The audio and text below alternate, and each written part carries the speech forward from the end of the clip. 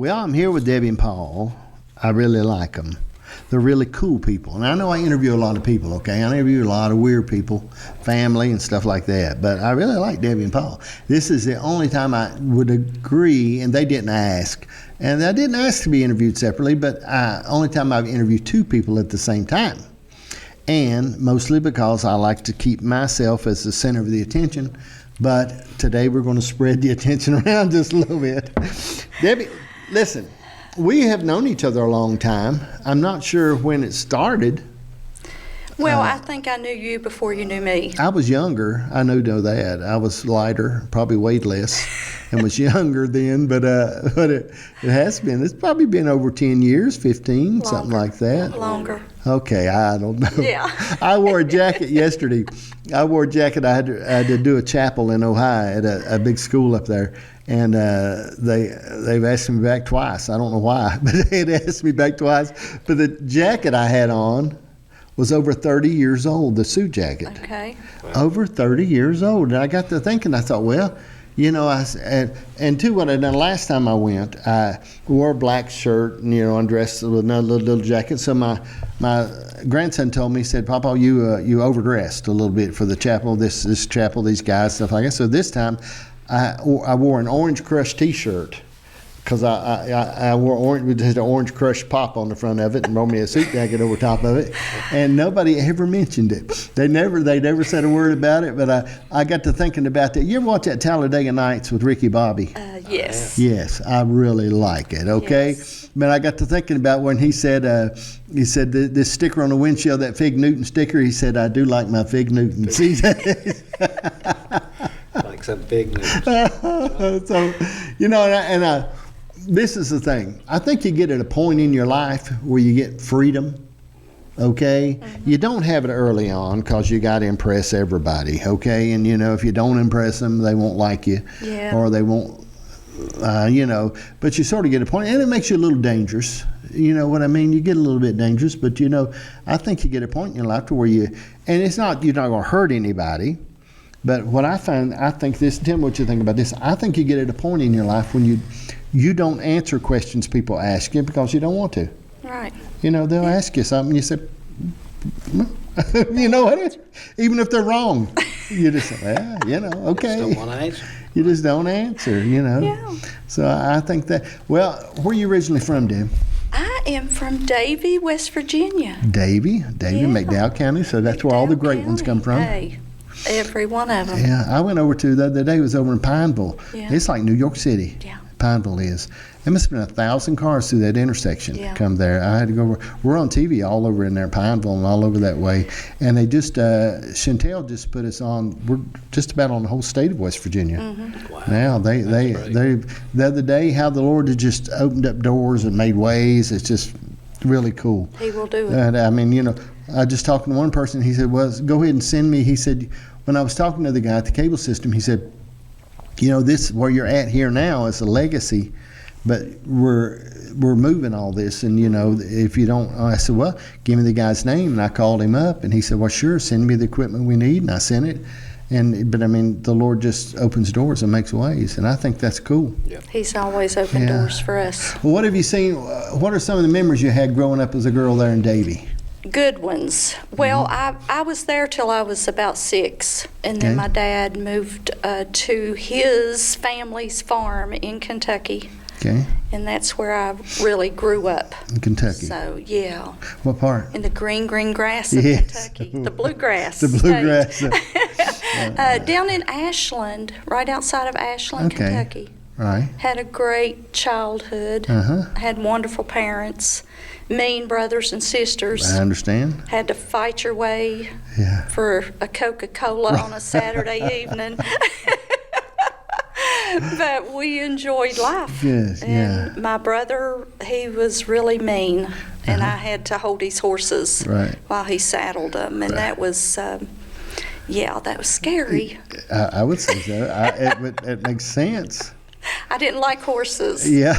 So, but yeah, I had a great childhood. I just remember the good, I don't know, just the family time. We just, it was all about family Yeah. and the front porch. Yeah.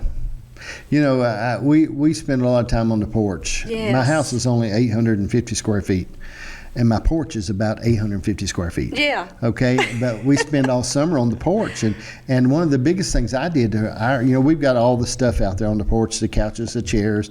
We got a big table, big teak wood table, Yeah. where we get chairs all around it. But everything we've got out there, we've sort of pieced together. Like the table come from the auction. We gave $50 for it. The chairs are old Pizza Hut chairs. Yeah. Okay, and Janice recovered them and painted them black. And then the couch and everything. The only thing I do have some. I went to Ohio and bought an 8-foot porch swing. I mean, a 6-foot porch swing that you could lay down in. Because them old 5-foot swings crumple your neck up. You know what I mean? And I thought, I'm a little too old to have my neck crumpled up. And I ordered from China a memory foam cushion that goes in the seat of it. And it come from China. I know it did, and I could tell. But and put it in the seat of that thing, and I spent. And then what I done is on the top of that swing, I put a little holder for my telephone and my iPad.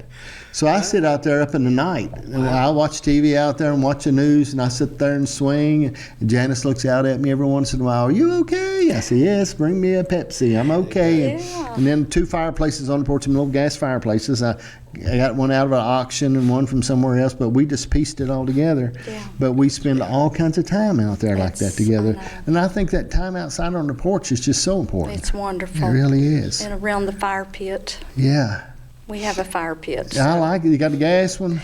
Well, or we wood? have both, but I like the wood. I like the wood, but you sort of smell after you get done with that. Yeah, well, who cares? Yeah, I'm very sensitive, but people don't know that. But I'm a very sensitive fella.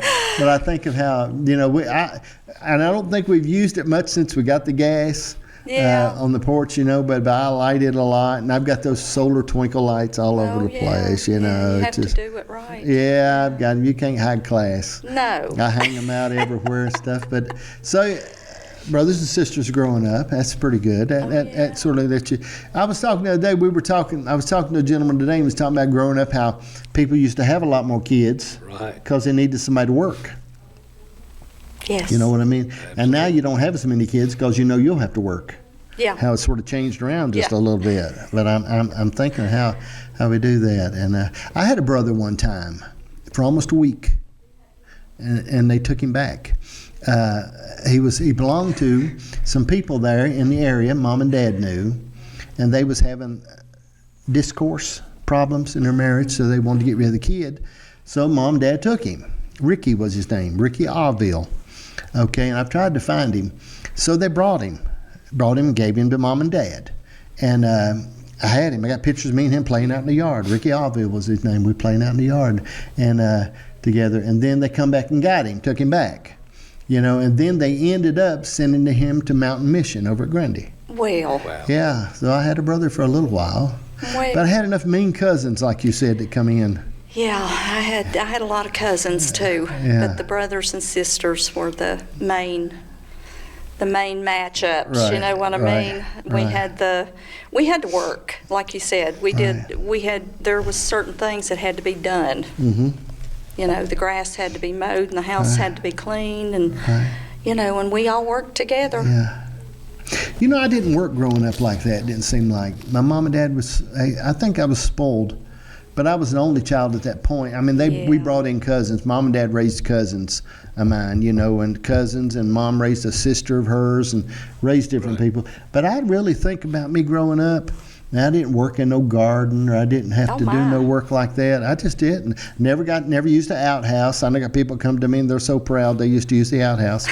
But I'm thinking I just never really, Very fortunate, I didn't work. weren't you? Well, I lived in the city of War. Yeah. When you live in the Yeah. city, is that right, Val? Well, I always lived in a holler. Yeah, in the holler. When I think about that, in memories growing up, I think about when I, got 2 pair of shoes a year. I remember that. You got school shoes and play shoes. Yeah. That's what you got. I remember that. And then we had to get taps put on our school shoes so they didn't wear out. Did you have taps, Paul? No taps. No taps, man. I had 2 pair of shoes like you did, and 2 pair of jeans. Uh-huh. And of course, I come from a family of 10. Yeah, shoot. she coming from a family of 11, right? But I had 6 brothers, 3 sisters, and we worked. It was just, it was a fun time. Yeah. Of course, my father passed away when I was 3, and my mom had a time raising all of us. But we worked the garden and hauled wood and hauled coal, and that's how we worked. And of course, every one of us went to work. Those little stores in Davie, where I'm from. Right. And, you know, you just go through the motions, and it's fun. Just like you said, we had a big porch. Right. And we stayed on the porch all the time. Yeah. But outhouse, we had, Lord, we went through 2 or 3 outhouses. Yeah. I mean, the best time was my neighbor had the top of the line outhouse, you know. Oh, we used to have to put a lock on it. But it was fun time. And I do, and I can say to this day, I remember my mom every morning at 5:30 on her knees praying. And just calling out to God, and that's how we just trusted in God for everything, and it happened. And you don't know memories are memories when you're making them, do you? No. I mean, it's the same way nowadays in our lives. At this point in our life, and I'm older than both of y'all, but at this point in our life, we don't know their memories. You know, I get to go with my grandson in the mornings to the Y. I pick him up at 8:15. He will not come out of that house a minute earlier, okay? And he holds me on the dot, okay? But we do that, and it's such a memory, okay? To get to me and him walk every morning together, and then we work out together, and we do all that, and it just I know it's so important. We drive 6 hours each way to watch my other grandson play basketball. Right. You know, we'll drive 6 hours and drive back and get back home at 3 or 4 o'clock in the morning. Okay, but I know that's important to him, and to have his grandparents to be there. And I think about the memories, how important they are. And we just, Great you know, memories. we don't know when we're making them. We think it's just a normal day. That's true. Yeah, we think it's just a normal. Well, where did you work at originally? Okay, I worked, my first job was, I worked for D&H Food Market and Wallace Goodson in Davie when I was 15. Well, and I went from there to Kroger in Welch, Coney Island. Well, I'm sorry, Welch in town. All right. Then they closed that one, and I went to Coney Island. Okay. Kroger. Over Welch. Welch. And then in '83 is when we come to Tazewell, and I worked in Richlands for 18 years, '83 to 2000, 2001. And in that same structure of business, food? Absolutely, Working retail. in grocery stores. Right. Okay. It was all, actually, I've got 45 years for Kroger Company. Yeah. And that's what we raised all our family Yeah. on. See, I think there's so much to be said for that, okay? Again, it really makes me feel bad because I didn't do anything like that, and I wish I would have had some kind of retirement and done something. But I count on my check every 16th of the month, all right? That's the only thing. And I think about that. So my kids all have better jobs than I ever had.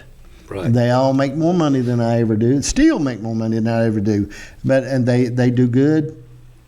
But I think about things, you know, I mean, I think to stay in that field, and people miss. I was sharing with somebody the other day, when Janice and I worked for McDonald's, we made really good money. Right. Okay, really good money as managers for McDonald's. And people look at it like, well, what are you doing? You're going to make hamburgers? I'm thinking, yeah. You know what I mean?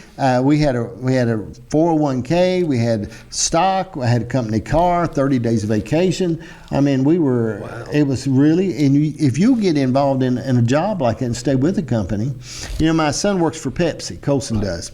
And because a few years ago, he had worked with us for a long time, and we gathered him up and said, we're not going to work anymore. Your mom and I are not going to work like we've been working. And so I said, you'll need to go somewhere else. And because he's worked with me since his little boy.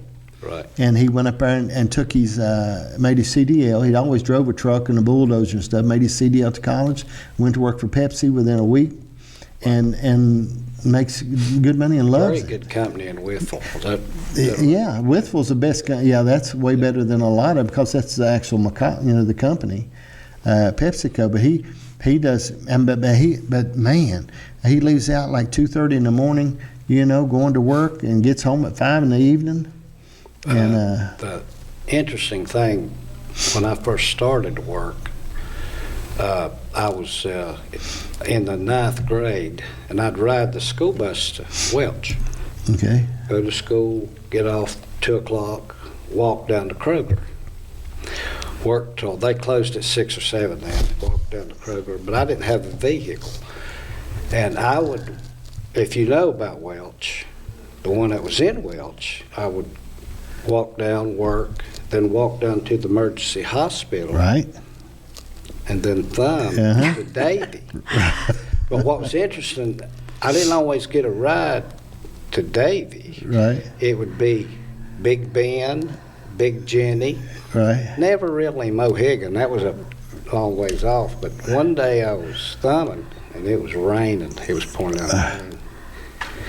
This little old blue pickup, I remember today, blue pickup, pulled up beside of me. And I said, well, I'm going to have to ride in the back. This little old woman, probably 70 years old, says, honey, if you get up close to the cab, them dogs will keep you warm. So I jumped up in there, and I went to Big Jenny with them. Right. They let me off. Yeah. It was like Forrest Gump. I ran home. So you had to be right. Yeah. That's a memory. Yeah. a memory. That's a real memory. Yeah. It's But cool. it was all good. I finally got a car, and it was just, like you said, you start your time, and then you start working, and then you get retirement in 401, and then it's just you don't think about it, but it happens. Yeah. Then you get married and have 3 kids, and you got 8 grandkids, and My just Lord. try to run with them as Yeah. much as you can. Absolutely. Well, when we think about this though now, and I am not a really, I've interviewed a lot fathers that are a lot better than me. Okay, like I interviewed Barry Absher the other day. Okay, and I really like Barry, but Barry's son is a plumber, and he said we were working on a water line, and his son had the flu, and he was sitting in the truck, and he said, I told him I'll dig the line for you, and he got out and dug it for his son. I wouldn't have done that. I would have said, no, if you get me a ditch witch, we'll do it. But I mean, I love my son, but I ain't digging a ditch for him. Right. You know what I mean? So he's a lot better father, and I express that. But when you think about this point in your life, I never got to the questions I want to ask y'all yet, but I was thinking about this. The point in you get to a different season. Life has chapters and pages, right? So you're at another page in your life, and you both seem like you're healthy. Okay, as good as we can be. All right, you know what I mean? I'm not as medicated as I have been. All right, so I got off the metformin. I've been on it 20 years. And Celebrex, I'm off of it for arthritis, which I was on it 20 years. Wow. Okay, so when you think about now, it's you and her have to make sure that you spend time with each other. Because there's so many seasons, I believe this in her life. It's all good, but you got to raise your kids and you got to do those things. And but there has to come a point in time, I believe, in a husband and wife. I'm not writing a book to sell on Oprah, but I think at your point in your life, you have to spend time with each other. Right. And Janice and I try to do that. What do you think? Oh, 24/7. Yeah. We're together. Yeah. And when we're not together, what are you doing? Right. Where we have a split level home, and he goes downstairs of the evenings Right. and watches his TV, and I stay upstairs and watch my TV. And I think that's good. A little bit of separation, It's good for but relationships. yet we're still close. Right. So, but other than that, we're together all the time. And I think when we're talking, and I know you love your grandkids. If you don't, you can't admit it on TV. But I mean, what it is, and grandkids are all right, okay? But I don't think you can let them, I don't think you're supposed to, and I'm just telling you what I'm saying. It's all right if we get in a big fight. Okay. But I don't think you're supposed to raise them Right. Okay? And I think, there's times that Janice and I, we see the grandkids, and I said, we ain't responsible, for that right there. You know what I mean? We ain't responsible. Right. It's all right. She says, well, I think of this. I said, well, I know you think what you want, but as long as we stay quiet. Let them handle that, because my grandkids, I wanted, a while back, several years ago, I really didn't care if I lived or died. I wasn't depressed. But I didn't care if I went on to meet the Lord. I feel like I've done pretty good. Ready to go. Okay, I'm probably not as good as I should be, but I'm all right. Felt like He would allow for some things. But I thought to myself, but I got to thinking, I really want to see my kids get what they deserve through my grandkids. And I believe they're going to do it because I've got a couple of red-headed one and a little mouthy one, and one. They're all sort of replicas of them, and it scares my kids to death. Okay, because they think what it is, Paul. They think that a while back, I take my 2 grandsons to the beach every year. We take them, Janice and I do. We take them to Myrtle Beach. Like all good people from McDowell County do. We go to Myrtle Beach and we go down there, and I take them and we take the camper and pile in, and I make them boondock in one parking lot one night. But at night I turn them loose on the golf cart. I buy them necklaces, Paul, like you give to the girls off of Temu. You know what I mean? I give them 1,000 them necklaces, and so they can give them to girls when they ride them down on the golf cart, where their mothers are constantly calling, wanting to know where they are. Right. And so we don't know where they are. They should be back here by 11. And I said, last night they smelled like perfume when they come back, so we don't know where they're all at. But what I figure is, oh man, they get mad. They just say this. I said, nope, we don't care where they are, because I took them to Myrtle Beach when they were young. Right. And they knew there's a lot of stuff goes on, so they're scared. Yeah. Which I like that. So I don't think we should raise them grandkids. No, we shouldn't raise them. But now listen, I take care of my grandkids. I take care of them. I love them. Right. I'm all for loving them. I remember our first granddaughter, Madeline. She changed our world, didn't she, Paul? Oh, yeah. And we just would have took her and just raised her, but they wouldn't let us have her. So then, we had a grandson, and then we had another. Just on down the line, and each one was so special, and they're still just. Yeah. What did they say? The apple of our eye, and so we're just. See, Maddie will be 21, right? And then the youngest one is she'll be 13. Yeah, so you got a mixture there. See, I've got one that's 5. And 1 13 and 1 18. Oh, okay. So I got that mixture of all those things, but they are all different, aren't they? Oh. They're different. It's really something to see, isn't it? Oh, they're so different. One will be over here riding a horse. One will shoot a gun, and one will be over here playing ball. Yeah. They're all different. Yeah. The younger, Right. I don't know if your youngest one, what's your youngest one? 13. Okay. She'll be 13. Does it seem like they're smarter than the other ones were?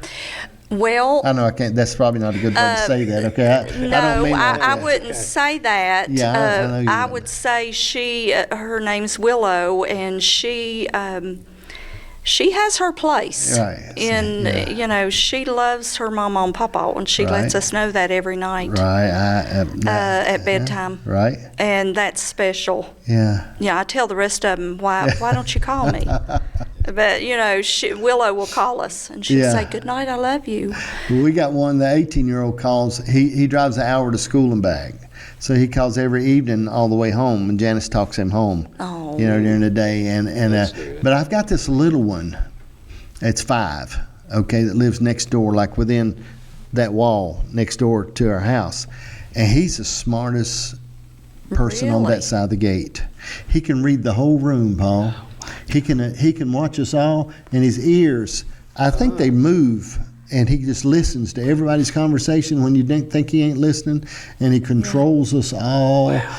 He can control the whole porch at one time. You know what I mean? And I told him, I said, the sooner we concede that he is in charge of us, And he's 5. 5. I said, the more we can enjoy. He comes to the house and I lock the door, won't let him in, and he'll put his mouth on the door and blow and knock, and I say, nope, go home. You know what I mean? And he's got a pet rooster now called Doodle. Okay, and they've had to keep it in the house. And we die laughing, Paul, because every time you call, the rooster crows, okay? What? You hear him just crowing? I swear it's the most beautiful thing. And he carries it around upside down, and the rooster just shuts its eyes and stays with him, follows him around everywhere. But, grandkids, and I don't know now, and I think a man can feel different than a woman. I mean, and I know you love your grandkids and stuff like that, but there's a nurturing part of a woman that's a little. My wife she's different toward the grandkids than what I am, and they don't fool with me a lot. Okay, they come right in, want to play. Get out the Play-Doh, get out the bubbles, get everything ready with me. They just come over, maybe sit on my lap a little bit and watch YouTube. But I mean, they don't mess with me as much as they do her. How's it for you? She's the same way. See? They come in and have everything to do with her. Yeah. Because she gets with them and plays with them, and every little thing going on, you play with them. Well, when they were smaller, but now their interests they're different. Mm-hmm. And some want to talk, some don't want to talk. Right. It's kind of sad that they're growing up. Well, Paul, when you think about it, okay, I think about, and again, man, I see people that, in my family, I was trying to think of anybody that's ever retired. Right. Okay, and I just don't know. I got an uncle that retired. He said he retired. But I'm not sure how much he ever really worked. But he retired. He said he throwed his boots in the creek, so he just made sure he didn't work again. But when you think about if you build a future with company, and you'll stay like you're talking about it. Right. And I try to tell people that, and I used to tell men that work for me, I said, the first thing, if you just show up, okay? If you'll show up for work and you'll come, first thing, just show up. And stay consistent and stay with that. I think there's so much to be said for that, man. Well, I've told all 3 of my kids that you need a job that's got retirement, 401, something and good insurance for sure, but everything to lean back on. I retired in 17, and I had 45 years, like I said, good retirement, good 401 too, and over the years, God protected me, and I just put it back, had it, and we just we live on it really good. But I would probably tell anybody to try to retire, work to retire, work to not. I'd hate to see anybody just have to work all their life and then it's over. But why do they do that, Paul? I think the biggest thing's debt, okay? And people go into so much debt in their life that they're sitting there. And I know you have to borrow some money sometimes on some things if you just do. I understand some of that. But there should be an end to it. Yeah. And, I've told my family, I said, if you'd quit buying them new vehicles, you wouldn't have to work so hard. Okay, and right. I kid them all the time about it. I mean, and I don't mean I'm going to drive junk, but I mean the thing about it is debt. To me, true success is freedom. Okay, right. Freedom. You be able to be free to go do stuff and enjoy each other and enjoy the family and do things. I mean, freedom for me is Janice and I saying, "Are we going to drive to Ohio next week to watch that boy play ball?" Yeah. To me, right. That's freedom. Yes. Okay. And I think if you sort of watch the way you live, okay, and I do like things. I'd like to have a new pickup. I'd like to have but I cannot think of a reason to get one. Okay, my old truck runs 160,000 miles. I put brakes on it the other day. First time I've ever put brakes on it. The thing about it, I think about it, Janice's car's got 113,000 miles on it, but she only drives it 2 to 3 times a month. And I'm thinking, a Cadillac lasts forever. And I'm thinking, and we say, well, we talk about stuff and we think about things. Y'all don't have a camper, do you? We have a little Got a pop-up. little Yeah. pop-up. Yeah. Oh, Lord. The one that raises up? Yeah. I mean, you ain't nothing but a bag lunch. I mean, gee whiz. You need prayer. It's a working machine. Oh, Lord. See, I don't know how y'all do that. Well, we've thought about a big camper. We've looked at big campers. We didn't want to go in debt for a big camper. Yeah, that's the only thing I do owe for. I do owe for a camper. My kids have Because, to pay mine off. You know, I mean, I like camping. Mm-hmm. It's fun, but it's not my first. You know, if I think of this, and we have no reason to get another camper. Our camper, it really is no inconvenience. We love it, and we purposed that way to do that. But I mean, you know, you could get not a pop-up, but a solid walled little camper, like one of them 15, 16 foot campers that you can pull easy. Right. And something like that, you can take and really just use the fire out of it. But we do not camp in the woods because I'm not a hunter or a fisherman. I've never have been. And but we're urban campers. We're asphalt campers. Okay, Janice and I, Cracker Barrel, I love Walmart. That's where we camp. We don't. You know, we go to the races.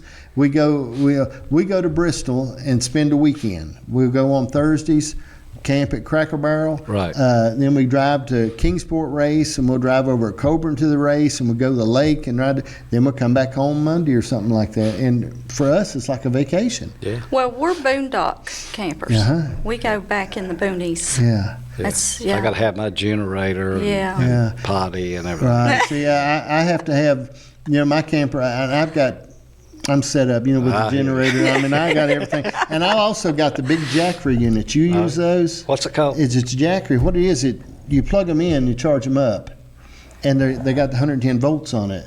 Huh. I've got 3 of them. I've got It's one fancy. one that I fancy. can actually plug my camper into if I want to. Remember, Wow. my camper is. But those are the best things in the world, man. They're so handy because Janice plugs are. But I've got generator and everything in the camper.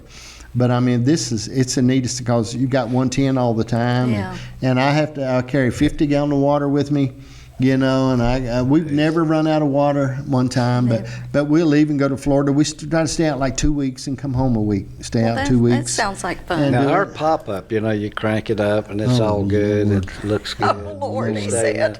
in. And then, Y'all please pray for me.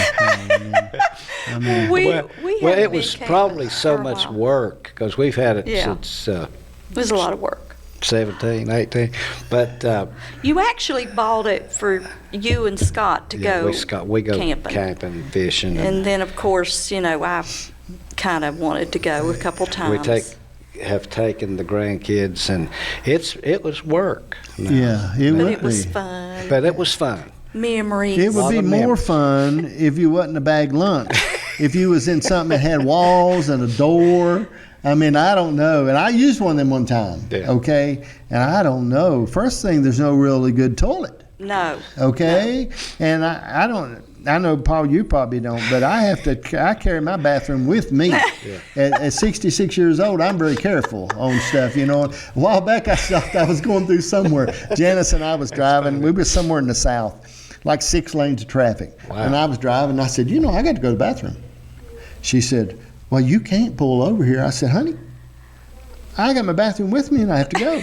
And I'm in the south. So I just eased over 6 lanes of traffic, pulled right over to the side and went to the bathroom, put my signal light on, people moved, I pulled right back out and went on. There you I go. said, There who's you your go. daddy now? Yeah. Who's your I daddy said, now? I There said you but I mean, you know, I've camped all kinds of ways, okay, and I've lived in campers. Yeah. I've been gypsied, okay, but we really like we've got just like a Class C motorhome, and we bought it. We always had pool campers. Mm-hmm. We always kept a pool camper, big 5th wheel and stuff like that. Mm-hmm. But this thing, because I can pull in and never have to get out. Right. You know, hit the button and we yeah. do, like you said, now our camper's not great big, it's like 30 feet or something, but anyway, but Janice goes back in the back and I come up front in my chair, you know, and I watch TV on my iPad and I Right. sit there and she goes back and reads her book at night. We switch out, we switch around. I take my nap. Yeah. Then when I'm done taking a nap, I come to the front. She goes Have to to the have back. a little And separation. we're just as happy, Yeah. That's you know. good. And the thing about it too is we pull over going down the road. If we get sleepy, we just pull over. And I said, let's pull over. And I don't pull to a Walmart because it got to cost me too much. I go to the Dollar Tree. I look for a Dollar General or Dollar Tree so she don't about spend that? so much money because while I'm napping, she's inside shopping. And so, but I mean, I think people camping is fun. It really is. And like I said, but I It don't is, camp like it y'all is. do back in the woods. Right. Ticks. Yeah. Something like that. Well, see, we go to Kentucky and we pull it back in on the property there. And my sister and brother still live there, and they let us shower. Okay. Thank God. But we have just a good time. Yeah. And when the grandkids were smaller, they would have their motorcycles Right. and everything, and it was just And golf cart. We'll take you. just a good time. Stay up all night. Yeah. You know. Party. I understand. I understand. Yeah. I know people like y'all. Yeah. I don't like to camp near them. Play poker. All right. He don't want to camp near us. No, I don't want to camp near a bunch of wild people. Janice is not sociable anyway. She's not. Yeah. Once I get her started, she's sociable. I don't know if y'all like it, but she don't. She's not real sociable. And once I get her out and get her talking to people, she's a chatterbox. Yeah. But a little bit, she's funny. We was watching that video the other day about the villages in Florida. You ever see that? Oh, yes. Okay. I mean, I couldn't never afford no house or nothing there. I couldn't afford the HOA. But she said Janice was watching. I could see her start to sort of quiver as she was watching it. She said, I just don't know. I wouldn't want to be around all them activities, all them people dancing and all that stuff. She said, I wouldn't either, I don't think. She's the same way. now me, you can throw me right in the middle of it. You- I mean, yeah, I say, with the hey, best of 'em. how y'all doing? That's Yeah. right. Can I sing a song? Right out there. Now, there's some people I like to be around. Yeah. But, there's times I just want to be by myself Yeah, and maybe him. yeah. Yeah, maybe. Yeah. I seen yes. She's not sociable. But I don't know. I think about it a lot. And I think this point in your life, and there's people that are in the same point in life that we are. It's important that you cherish the time, okay? And you do not take it for granted, the time you have with each other, because I know beyond a shadow of a doubt, gee whiz. I've actually got on my phone, well, that's not my phone, wherever my phone is, I've got a thing on here, okay? And it's a countdown clock. Mm-hmm. And I figured this is a deal. If I make it to 80, I've really probably done good, okay? Because I haven't really been good to myself or anything else. But so I figure I have 4,799 days left. That's 13 years, 1 month, 22 days, 6 hours, 48 minutes, and 13 seconds. Okay. What about that? All right. Because the Bible said, Lord, teach me to number my days. Oh, my. So now if you think about it, say I've got 13 years left. Yeah. All right? 13 years, 1 day, 1 month, 22 days, 6 hours. I've just used up some seconds with y'all, 47 minutes. All right? And I look at that, and I think about that. And I've got my kids on here. I told them, I said, it's about how long you're going to make it. And I put them on here. My son-in-law's on here. I'll have to give him this app because he's going to make it longer than me, I'm sure. All my kids will, so I'll have to send them the app. But I think about that because it says teach me, and Janice don't even like to look at it. She said, I don't. But anything after 80, I figure it's a free day. Yeah. You know what I mean? It's a free day, Paul. I can just made it. I've thought that same thing. We should know.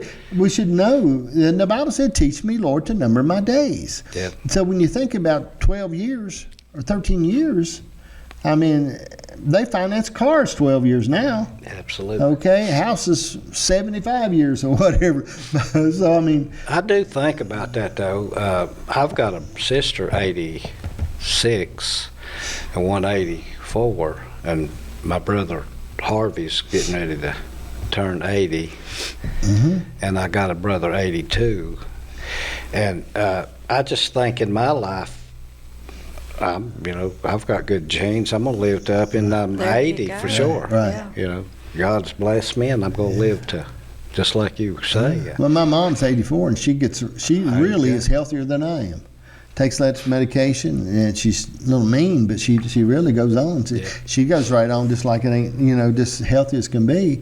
And my dad, when he died, he had a heart attack or a stroke. I don't quite know the difference, but he had it 10 years before that, and only had 14% of his heart working when he died. And the last thing he said was, "I believe if I could take a nap and rest, I'll be okay." That's what he said.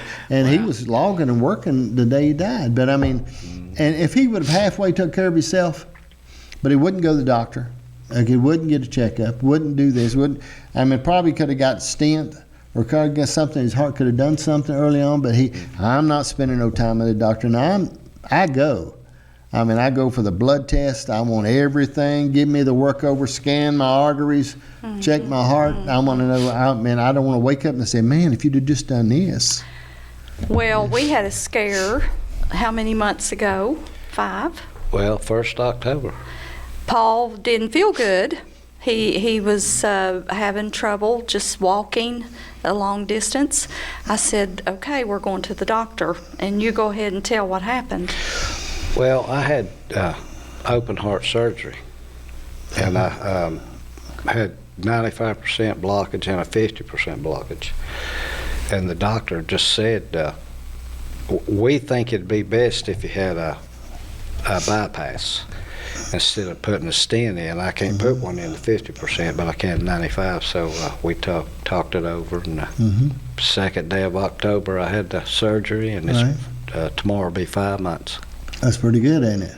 That's pretty good. Yeah. And I'm Ready to go. ready to go. Yeah, Janice had 3 stents. Janice has. Oh, wow. She had 3 and eats salads and exercises every morning. Wow. And I eat a gravy and biscuit every morning. And the doctor told me when they done that scan on my heart, and he said, "You might get killed by somebody shooting you, Mr. Dash, or running over you with a truck, but you got the same heart you was born with." There you go.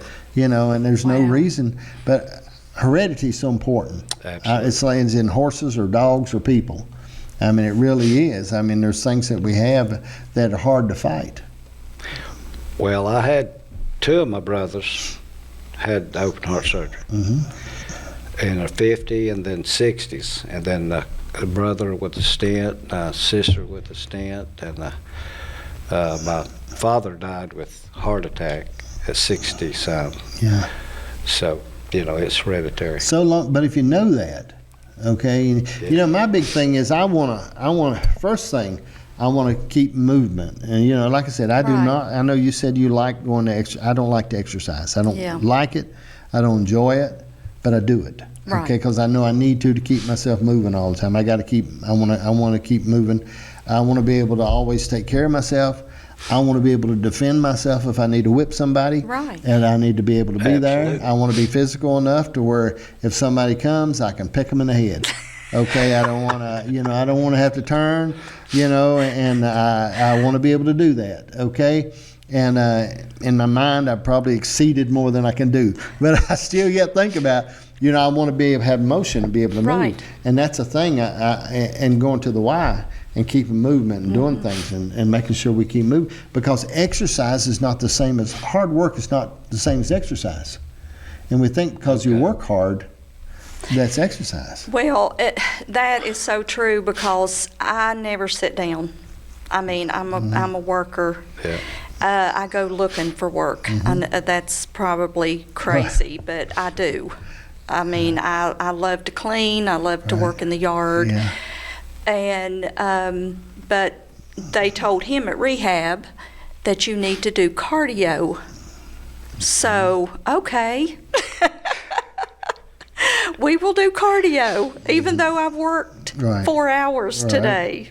So it is different. Yeah. It is very different. We try to do 40 minutes of cardio. That's what Caleb Well, and I that's the rehab's 40 minutes. Right. It's an hour, but we do other little things. But 40 minutes on each, 10 minutes and 10. 10. But we walk. When we walk 30 to 40 minutes. Yeah. Nonstop. Yeah. But I was going to say, change the subject right here. In 2013, Mother's Day, we had a real scare Now you can tell him about that. Yeah, well, I hadn't been feeling good, and I was one of those, like your dad, didn't want to go to the doctor. Right. Everything will be fine, and but it wasn't, and I had cancer, and we ended up in Houston, Texas. For 2 months. 2 months with treatments, and but you know, I was so determined. Right. When they told me that I was sick, I said, okay. And I looked at him and I said, we have served God. Yeah. We have read our Bible. We know what the Word says. We've prayed. Now it's time to put that in motion and let it work for me. And so I was just so ready to get there and get started on the treatments. And I mean, it was a journey, but one of my friends, she told me, she said, your pain is not in vain. And that just got me through that, because I thought, okay, you know, God's going to do this. And I heard him on the phone that day. We got home, and he was talking to his brother, and he was giving him all the details of what he was, you know, telling the name, and God spoke to me and said, do not give this an address. And I walked in there and I said, hang the phone up. And he was like, what's wrong? And I was like, this is not here to stay. This does not live in this home. So it you know, we got through and had some really good friends that helped us, and the community helped us, and we got through it. And it's been 13 years. I was like a fish out of water in Houston, Texas. I could only go 2 miles this way on a transit bus, 2 miles, but we went and got us whatever. It was 2013. You know, Janice, she had cancer, and we come through, but we told very few people. She wouldn't, you know, we had just a few people that we asked to pray. She's very funny about that. She wouldn't have nobody, just a few people. She wouldn't even have other people pray about it. Absolutely. And it's just the way we were, okay. And when the doctor told us and told me, he had me on the phone and told me what it was, and I said, okay, Doc, thank you. And he said, are you not listening to me, Mr. Dash? I said, yes, sir, I am. And he said, this is really bad. And he got to tell me, I said, okay, Doc, I understand. He said, I said, do you want me to scream or cry, or what do you got in you? I understand what you said, and I appreciate you. We'll start and do what we need to do, and we'll make it through this. Right. Okay? Right. And we just, you know, we seen that. My youngest daughter got, I had rheumatoid arthritis when I was growing up. But anyway, she got her hands closed up one time when she was little with arthritis. Her hands would close up. She wouldn't open her hands. She played with her fingers like this and wouldn't. So we started praying, and Janice only told a few people about it. She wouldn't tell other people about it, even what was going on, because she said, I don't want this unbelief. I don't want, not that you don't like them, okay, but they just didn't want to stir these spirits. They didn't want to get all this old spirit stirred up, and it's just funny. Ain't it matters. It matters.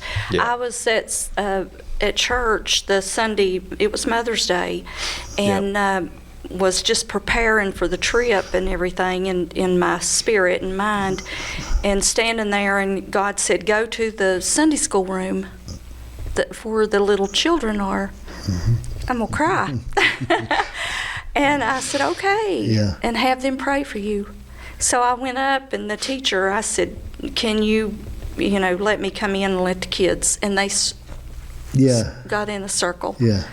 And I just told them that I was sick and I needed prayer. That's beautiful. That's so the greatest it matters who touches and who has access to you in those times.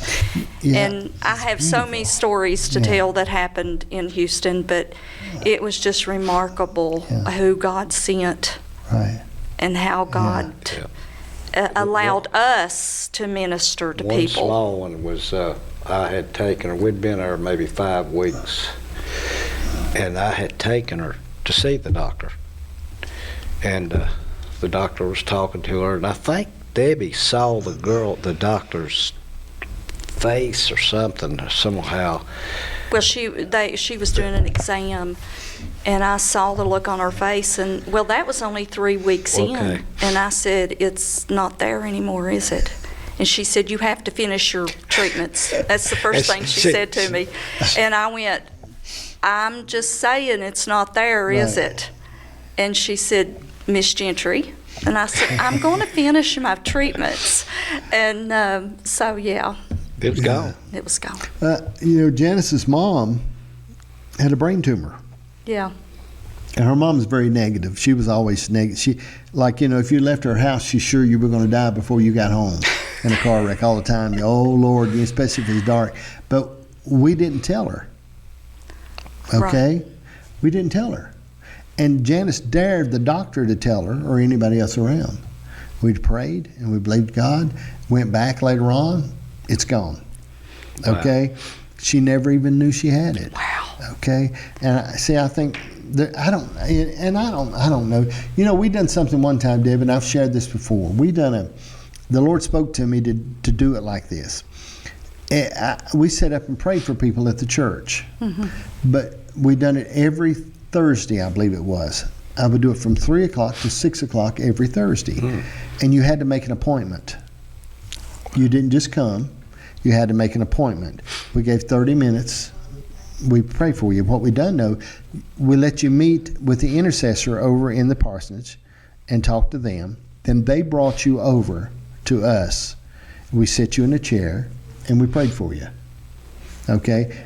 We had that 30-minute block. You had to make an appointment. We would not pray for people. And if you missed your appointment, you missed it. Mm-hmm. Wow. Mm-hmm. But it put the importance and the level of respect upon prayer. Right. And we've seen so many miracles happen in people's lives. I mean, there's just miracles that happen very simply. And what I done was let the intercessor tell me what was wrong with them, right? Not them, because I didn't want to hear all that rigmarole. I said, "You tell me what we need to pray for in this person's life," and we just seen. And I don't know, man. And I find this too. There's so many things in my life that I don't pray for, that I see God do. I studied one time for 2 years on God the Father. Mm-hmm. And I began to think about as a father, how much you love your children. Yeah. Rotten as we are. So I thought, man, if I'm like that, imagine how God really is. And I began to get a different look at things. And I found so many great things in my life that I don't have to get up every morning and plead the blood over and scream about it and jump on one leg, because He is God the Father. Mm-hmm. And He's looking to do great things for me in my life and great things for you. And it brings a peace, doesn't it? What do you think? It does. Absolutely brings a peace. I mean, I trust in God for everything. I mean, I share everything with her, and then we'll pray for the kids, and then we'll pray for each other. And if I don't pray for the right thing, mm-hmm. she'll pray, and then she'll get it. Right. And it's just how we believe. We've always been like that. And John, I'm all about the man. Now I'm very vocal, and I'm very I can pray and sit and talk and do, but I know we were in a battle long ago, mm-hmm. and I was just tired of fighting that battle. I mean, it was just like, okay, when is this going to be over? And so I got really mad, and I went into him and I said, "You better do something." And he said, "What do you want me to do?"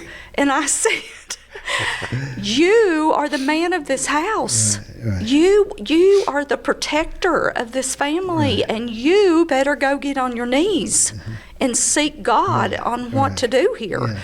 Because I guess I was just so worn out with it, and I didn't think he was doing what he needed to be doing. Right. Yeah. So, and I'm just a believer in that, in the men, in the head of the household. Yeah. God put it in order. Yes, ma'am. it's an order, and it's not for us to get the order out of order. Yeah. And I had a good friend, Patsy Lowe. Did you ever know? Yeah, did sure you know did. Patsy Yeah, Lowe? yeah. I knew. She was actually at one point in my life. Patsy was kin to me. My uncle was married to her sister. Y'all probably lived in the same area. Yeah, yeah. Where she was. I love Patsy Lowe. She is my go-to. I don't get to see her anymore, but I still go to her on Messenger when I need prayer. But she was just such a mentor to me. Right. And she told me one time, she said, know your place.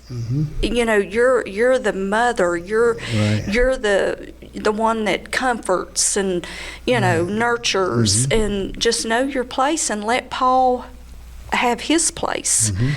And I said, well, he's not in there praying. And she's like, Debbie, you know, she's like, he's praying. You're wanting to, you know, have it all in front of you, but you don't see his quiet times and his.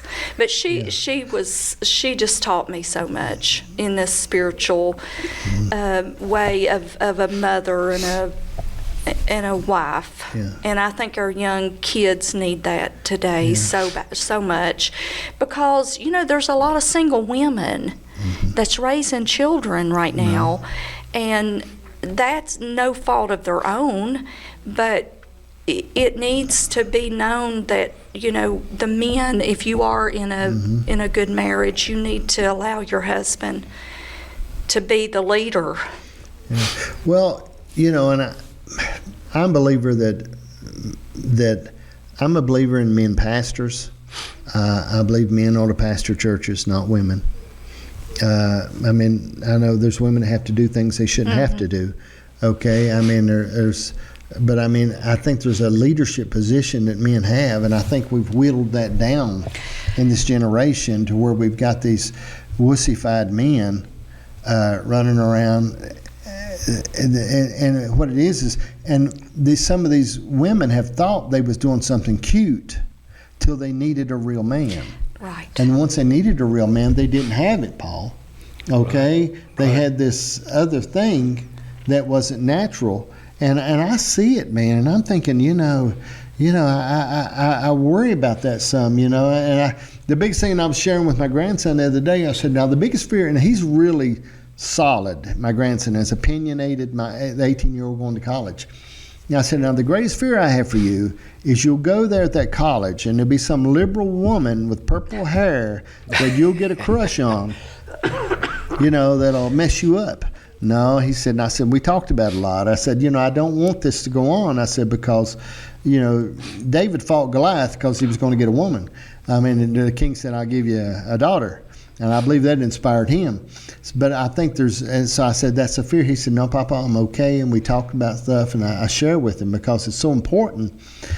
Because when you go to, and there's a different generation now than what there was as far as these relationships between these men and young women. And my daughter Kelsey's been trying to explain it to me, and she ain't really got me won over. But, I said, by the time I was 13, 14, I'd been in love a dozen times. You know what I mean? I'd bought rings at the drugstore and gave to girls and sent notes. Do you love me? I love you. Check yes, check no. You know what I mean? And she said, well, they don't do that now. They can be friends and all this. I said, well, I don't think that's natural. I said, she tells me all about it. But I said, there's difference. And I ain't fighting it because I'm not raising them. Anyway, they'll have to raise. But I think about this. A man has a place. Mm-hmm. And I know a lot of, like you said, there's a lot of women that wind up in places, okay, raising kids. Mm-hmm. But there's always been grandparents raising kids, okay? We think that it's just a big thing now, but as my great-grandparents raised kids that weren't theirs, that were, and so, I mean, there's all kinds of that stuff. It's always happened. But I think men have such a position nowadays, and I do see it changing. I see a comeback of real men. And these guys, when I went to the school the other day and I meet with my grandson's friends, I mean, these guys are pretty solid, and they'll talk to you pretty solid. They're not flim-flammy about stuff, and I see a comeback of masculinity. Does that make sense? That makes sense. And I don't know. What do you think, Paul? Yeah, I think the men are right now coming back and taking the role that they need to. Just like you said, the men I talk to and fellowship and in church and talk to about it, and they're the head of the house, and the woman, they got their role, and that's why the kids come in and they'll run right to the woman and do the nourishing and playing and the cooking for them and the different things. But are you saying I'm a woman because I cook? No, absolutely not. Okay, I thought you just called me feminine there for a minute. Some of our good times that we've had too, when we had our bookstore. Right. Yeah. We had that bookstore. I forgot about that. We had that bookstore 10 years, and we met everyone, and it done great. And we really come in prayer, left in prayer. I worked, but I came in and done what I had to do. But it was a wonderful time of meeting different Christian people. Yeah. So I don't know. I see things, and I don't know, and I've got a little bit of an old point about me, but I can't change some things. Okay, I mean, there's some things that I see and things now. Biggest thing when I think about Janice and I wanted to take care of her. Right. When I met her, I wanted to take care of her. We were only engaged 2 weeks, so I mean, it was a short thing, whirlwind. She was a little smarter than me because she was from the city, and I think sometimes, and I do think this, Paul, and you worked in retail. She was my boss. So I'm thinking there was some sexual harassment went on there. Okay, I think she may have conflict of interest. Yeah, I think I could sue McDonald's or her or both of them together because, and Janice's a little older than me. So I was just like a lamb led to the slaughter. Okay, that's what I'm saying. But I think I just heard Janice laugh. we think sometimes, we were married in West Virginia with a Virginia license by a preacher that I think was licensed somewhere. And we laugh sometimes. We think that we might be getting along so good because we're shacking up. Okay, we're not sure sometimes. And I think that would give our children a new name. But I was thinking about how we've been married 43 years. 43 years. And but I just think let me share about this. I think this because we're in a similar season in our life. If you're not careful, your world can become small. And I've been studying on this lately. And my cousin and I, we reflect and share this a lot. At a point in your life, your world can become small because you stop making new friends. Okay? And you stop making new friends. About a little over 2 years ago, I recognized this in my life and other people's life, that my world becomes small because in the field of what I do in working and in the ministry, that I'm a little bit narrow, and I started expanding and meeting people, and I volunteer and to do a lot of different things that I normally didn't do, and to meet new people, and because the common thread I find about people that are depressed is they become isolated. Okay, and when you get older, you tend to say, this is the worst thing you can say is I just want to be left alone. Because you don't want to be left alone. No, you don't. But you can say it, but you don't mean it. Yeah. And because I don't know if you sit by people that died, they weren't happy to be left alone. That's true. And I've known people that died alone. So I think if you're not careful, you can become isolated, and you don't make new friends. That's exactly right. Because if we don't go out and we don't make new friends. Well, you make friends everywhere you go. Well, I mean, I just come out of rehab, and every one of them was hugging me and shaking my hand. He's taking them jams and jellies. I mean, I think that's it's we do need to continue on and going out, and it does get narrow. I agree with you 100%. Yeah. But I hadn't really thought about it like that. But if you start thinking about it, it does. It takes time too to make new friends. Okay, Yeah. I mean, you know, I'm volunteering for some different things. I'm on the board for the fair. Okay. Okay, and through that, I've met a lot of people that I didn't know before, and I met them.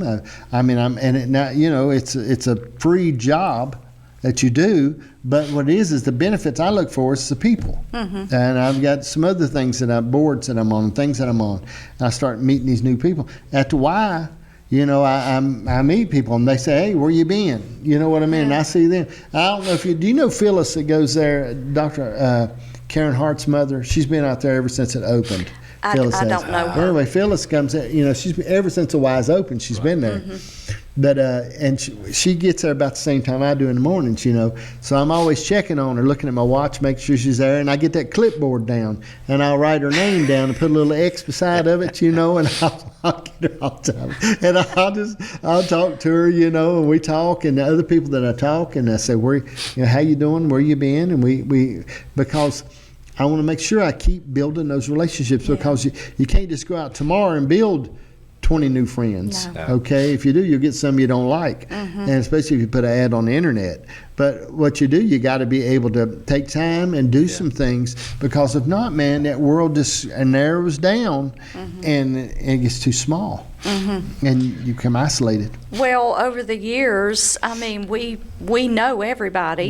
You know, I don't know Phyllis, but I'd like to meet Phyllis. I'll tell her. Yeah, but we know a lot of people in Tazewell, and it's fun sometimes because we do go out, but when we church the other day, but the whole thing about church, let's just talk about church. Okay, let's talk. Okay, now I don't mind y'all coming to church, and y'all haven't been coming there regular. No, you haven't. Visit. Yeah, and you slipped in. Yeah. And stole the flower. Right. Okay, Janice has been coming a lot. Okay, this is what happened. I was very worried Well, about that. I think they gave you that flower. I think it was the rigged. first number out of the hat. It was rigged. They said, "Oh, she hadn't been here in a while. She might come back. Let's give her the flower." You know what I mean? That's what We hadn't been there. Look, we've known Jill and Andy for years. I work with his dad. Yes, For 35 years. I mean there is We a were whispering. relationship that you pick up where you Right. left off, you know.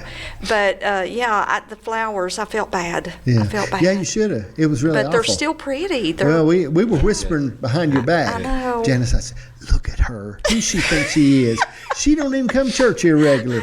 You know, Janice don't say nothing. She just says, she puts her head sideways. You know, I have to say everything bad because she won't Do say you it. know I was convicted over those You flowers? should have. You really and should have. Let me tell you what happened.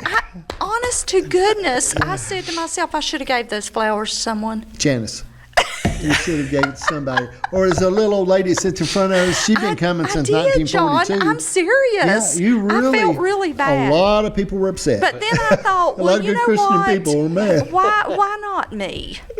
Because you don't come regular. That's why. I mean, everybody else comes. We sit through Andy sometimes when he don't preach that good. I mean, we all listen. We take our time. We give in the offering all the time. Even I mean, Cassie really should have gotten the flowers. Cassie should have. She for does. Cassie. I'm Man, telling you. I've known her since she was a little We girl. have too, John. I mean, when she first moved here, her dad, I was in his biology class the first year he taught at Big Creek High School. Wow. And the first year he taught, I knew when she was just a little girl, and she couldn't have been more than 5 years old. Well, you do know that Paul and I and Bernard Cornwell and Cassie sang, and we traveled. Yeah, I do remember that. Let me say this real quick. You know, you asked Debbie how long have we known each other. I met you at your little church down on Shake Rag. Shake Rag. And I thought the world of you, We and went to still a do. revival or We went to a something. revival, Yeah. 2 or 3 nights, and it was great. And We'd heard some things about you, but we wanted to go see for ourselves. We had to go see. You know, there was a guy that walked in there one day. My dad was at the back door, okay? And the guy, Everybody's heard some things. Janice, I swear to goodness, that Lord, it's that woman you gave me. Should have taken a little more rib. But there was a guy that come one time. This guy come, and my dad was at the back door at the end of the service, and he come and he said, he told my dad, he didn't know Dad was my dad. He said, I heard a lot of things about this guy, but I just don't see all the bad things everybody says. He said, Dad said, well, you might ought to come back again, time or two. Well, I mean, you know, isn't it funny? You hear bad and you hear good, and I'm sure you've heard bad and good on us, but we heard bad and good, but we wanted to go see, didn't we? We said, let's go see. Like everywhere we went, we saw John. Yeah. Yeah. It was all good. But I think that happens to us. I know I'm a little hard to take. Okay, I've conceded that. You know what I mean? Because first thing, I like people, and I'm not going to be real careful. Okay, I'm going to be careful. I'm not going to hurt anybody's feelings. I will really back up. Okay, and before I hurt you, I mean, I won't tell you. Okay, I'll be like this. What happened one time? We had a restaurant. We had the restaurants for years. Yeah. One time we had one in the mall at Claypool Hill. We had a called John Boy's in the Claypool Hill Mall. I didn't know that. Yeah, I had one in Richlands Mall. I had 8 of them. And I had this, used to be a silver skillet out here. You started in war, though. Started in war, yeah. I remember that one. Yeah, and I've done everything. But anyway, anyway, there was a lady come walking down the hallway, Paul. Mm-hmm. She had her pocketbook on her arm, like a lady carries it. But she had went to the bathroom talking about how some people really don't care a whole lot about you. And she had tucked the back of her dress into her pantyhose, and her rear end was showing big as daylight. And she was so proud, walking down that hallway. And we all came out of the stores as she walked by. Nobody said nothing. Nobody loved her enough to say, hey, so there's a message in this, okay? Because you need people around you to let you know when your rear end's showing. That's true. All right? That's exactly right. And if you don't have people around you, okay, that will talk to you and say, hey, man, you're being a little stupid. Yeah. Okay, you're being a little stupid, all right? And let's look at this, But, I mean, I think about it in our life, but nobody loved her enough to tell her. Aww. She just walked right on down the hallway. It's just as proud as can be. Yeah. So sometimes in life, I don't know, I know that you can't put me. I shared this with all these kids the other day, big school. I said, you can't put me where God don't want me. I really believe that in my life. That's good. I've been in enough places, done enough things. Lord, I've slept in the mountains for weeks at a time with the Indians and back in Mexico. I've stood in Norway and preached. England. You can't put me where I'm not supposed to be. Wow. When I stopped pastoring the church, some people went crazy. I pastored almost 20 years. But I knew that season was over. Right. And I knew that the media, God said, I want you to do this in the media ministry. I want you to do this. Wow. And we've got all these ministers that come here and film, that count on us to do what we do. I put them all over the world, over 60 countries. All these ministers are on. I mean, but I knew I had to make the change that I was supposed to make. Okay? And I made sure everybody found another church to go to, and I worked through all that. But I mean, you got to know when it's time for you to do something different. And that's so hard. Oh, yeah. Wow. That's been one of my downfalls because I think we get so comfortable and satisfied, don't we, Paul? Absolutely. And, we have to accept what God has for us and be willing to step out. Be willing to say, okay, I'm finished trying to figure this out. Yeah. So and then I'll say, Paul, what do you think? What are we going to do? I think Paul's pretty good because you seem like you talk a lot, Dad. Like it's a lot of jibber jabber goes on there. Okay, a lot of and he listens to me, Paul John. Wake up, Paul. I got something I want to say. He likes me, don't you, Paul? You listen to me. How you said that. Okay, you like me, don't you, Paul? I mean, you were adjusting him right now. You should have just asked the questions. I know. Yeah. I don't know how you would have even said that question. Is that controlling? Oh, absolutely controlling, like you did with the flowers. Yeah. But I think about that, but you really should give those flowers away. Paul thinks before he speaks, and I don't. Okay. Don't you, honey? Absolutely. I think that's just the way we are. That's just the way we I don't are. have to worry about that much. I mean, I figure at this point in life, what the heck? You know what I mean? You know what? And I talk to everybody. I mean, like, you know, when you've been in retail and stuff like that, I mean, at the gas pump, I've had more conversations at the gas pump. What kind of mileage did you get in there, buddy? And just like that commercial, they got some commercial. Is it about the insurance or something where the man's always trying to get the people to quit talking to everybody like they know what's going on? Janice just looks at me every time that commercial comes on. I said, I can't do nothing about it. Never made a stranger. Does Janice talk a lot? No. No. And once I get her cranked up, she's like a home light. You know, if I get her around people and get her to talking, she'll say, I don't want to talk to And you know, some people will read that wrong. Right. I know I have Right. before. Yeah. Because, you know I can just walk up and talk to you anywhere, Yeah, anytime. And her, I'm kind of like, okay, does she want to talk right now? She's just standoffish. Yeah. She's just. But I love her. And she can listen because you know, like Janice is the worker in our family. Yeah. Okay. I mean, she's handles everything. Okay. I mean, somebody asked me the other day about money, and I said I don't know if I'm rich or poor.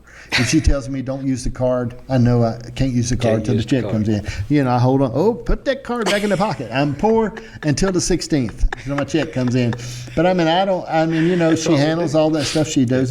I just keep working because if I found out I was rich, I wouldn't do anything different. And if Yeah. I found out I was poor, I'm not going to do anything different. I'm going to keep doing what I'm doing. I'm just fine Well, like I you'll be am. content in whatever state you're in. I'm just as easy. That's a great attitude. Right I'm as easy. I'm not going to, it doesn't make any difference. I'm easy about stuff and we make it just fine. You know, we live good. And the most important thing, I want to be healthy. Mm-hmm. I want to stay healthy and be able to move. And I want us to be able to have freedom, Debbie. I want to have freedom. And I wouldn't want to have freedom in a pop-up camper. But Can we get us a drive camper? yes, Debbie, why don't y'all do that? If you Well, did, okay. I start Are we- socializing with you. Are we going in debt here? Now listen, No. Debbie, you can go in debt for some things. Okay, you can finance them for a long time. Who is it? believe Ramsey? me. Is it the Ramsey Oh, plan? geez, No. don't pay attention to My them silly daughter-in-law, she did the Ramsey. Yeah. They got out of $65,000 See, worth of debt. you know what I found too is what we do is we make half a payment.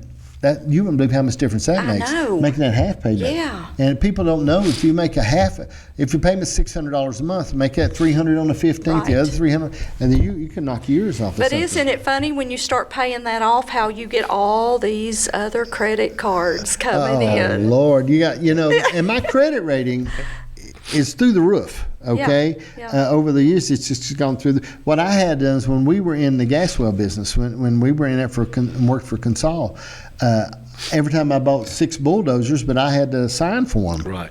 And my credit rating went. Woo. You know, they said, "How are you making $12,000 payments when you only make $2,000 a month?" Right. And I said, "It's magic." But I mean, you know, it's what you had. You know, you had to run around and try to figure all those things. But at this point in life, things starting to change. But I mean, you can go in debt for a motorhome. The Lord will understand. Okay. And listen, when you get ready to do it, you'll call Janice and I because we are experts. Okay. We've studied for years. I know everything about them. I can go in them lots and make fools out of them poor people try to sell them. I know everything about them. I crawl right up under them. I've crawled all up under mine, all the wiring, and worked on everything. Everything's tied and done. Mm-hmm. I'm a fanatic on that stuff. But There I I don't know. We'll have you to need pray it. about You know- that. when Okay. people say that, We can't buy another pop-up. no, do not get no pop-up. I swear, you guys, at this point in your life, Yeah. you need a motor. Well, we've had it a while, and we don't go much. I mean, you've anymore. definitely got your money's worth out of it, I'm sure. Yeah, I mean, I'm know. sure. I like the beachfront. I like the, Yep. the beachfront. Okay, all right. Yeah. So what you do is, okay, I know I see your pictures down there, y'all on the Yeah, beach yeah, in the yeah. bikinis. I see you down there. Okay, so when we go to Destin, Florida, where all the rich people live, okay, we go to Destin, Florida. It costs me $99 a year for a Virginia State Park Pass. Wow. We go to Destin. The Cracker Barrel's right across the street from Henderson State Park. We go over there, we sleep in the Cracker Barrel parking lot, okay? Then we go drive right over in the state park in that white sand and get out like all the rich people, same old sand they got, same blue, Same thing. emerald green water. cost us nothing. Nothing. Okay, and so what I mean is, you can do stuff, and you know, I'm very thrifty in that arena. But when it comes to having a motorhome, it made such a difference for us because it gave us such a freedom. And we've not stayed in a motel but 2 or 3 times in a couple of years. Yeah. Because now I like my own bed. You know what I mean? In that camper, and our own refrigerator, and our own stuff, and I like cooking in it. I'll get stuff and cook right in there wherever I'm at. But I think the Lord will understand, Deb. Yeah, okay. I think don't be so tight. Okay, you don't leave it. I tell my kids all the time. I got my kids together several years ago and gave them everything I had. The house I live in belongs to Colson and his wife. There you go. I done every piece of property, everything, gave everything away. I said, now, I gave my daughter Kelsey the house that we live, the big house. We gave her the towels, the curtains, everything. I said, but now we ain't leaving you nothing when we die. I said, we're going to spend every nickel. And your mom and I, we're spending the money, baby. Well, We're that's spending what it. our oldest son tells us all the time. Don't live to leave us something. No. Have fun. All that would do is mess them up. Yeah. right. It makes them mad, makes them fight. Well, Yeah. like you said, though, our kids make way more than we make. Actually, look at it, man. You Yeah. know, how come when they need money, they come and see you, though? You ever wonder about that? That's okay, though. I really don't mind. And at Christmas, they love the Christmas gifts. Yes. I don't. Yeah. Do you pick out Christmas gifts, Paul? I do some. I do. And He I do. loves to I shop. Do love ya? to shop, and yeah. I do. don't. I do. I never know when I'm getting anybody. Janice just gets it. Now, she gets stuff, and we just share what we get, but I do pick out several. We buy each other something that we go in together on a gift and give it to each other. Like these Jackery units. And you need to really look into that. That's the neatest thing you ever seen. I mean, I can power my house with this unit. Wow. And Wow. it's really neat. All it is a inverter. Inverters. It's what just it an is. inverter. I know exactly 12 what volt. inverters are. It's a big inverter is what it is. And I built one time. Yeah. I built one in the shop. I built one with 12 volt batteries and hooked them in series and got Yeah. me an inverter. But I mean, we do something we say, all right, let's just get this for each other. You know what I mean? Right. We go in and say, let's buy this for each other because, you get a point, you don't need nothing. What do you need? I mean, it's No, she gets stuff all the time. yeah. Well, we Amazon pretty hard. If we need it, Amazon. my mom orders her food. She orders most everything. She gets everything off of Amazon. Cat food, What about that? She orders stuff off of Amazon, and she does. So you don't do the Walmart pickup? No, No. I like to shop. Yeah. I go to Food Line almost every day. We do too. I go in there and look around and see if it's got a yellow tag on something, and I grab that meat because a lot of elderly ladies that slip in there early, they'll slip in and get it before you do. They get the stuff, and I slip in there and grab that stuff and run over there if I don't even want it. You know what I mean? I know. I get it, put it up there. I'm the same way. We go to Kroger's sometimes. Kroger's is beautiful. Oh man. Do you go to Princeton or where? No, Down- in Ohio. Ohio. Okay. And man, that's- we go in that that's Kroger's. big right there. It's just like it's fascinating. Food Line's okay, but when you go in Food Line, it's nothing like Kroger's. But when you walk in Kroger's, it's just like there's so many selections of different things. Mine just goes everywhere. Yeah. Yeah. Now, other place I go into, I don't know what Janice will know where it is, where they do all that 10 for 10 stuff. One day I was in there, it was a grocery store down at Bristol, and I went in and they had all this 10 for 10 and all that stuff, or 10 by 10 or whatever. And I called her on the phone. I said, I'm having a little bit of a panic attack. I said, I don't really want all this stuff, but they keep telling me on these signs, it's 10 for something 10 for today. 10. And she said, just push your buggy over to the side and leave the store. And that's what I did. I calmed down. I said, I can't take that. That's too much stress What for me. about that? I don't need And I'll come home with stuff. We've got a pantry, and I put lights in it, motion sensors in my pantry. I've got it all laid out anyway. Then I'll have 20 bottles of ranch dressing. And she says, why do you keep buying the ranch dressing? I said, I don't know. I just see it, and it's on sale, and I'll have stuff, I'll have the awfulest mess of stuff you've ever seen. I like cooking, though. I think it's a man thing because he wants to buy 5 bottles of mayo. Yeah. And I'm Yeah. like, no, I do.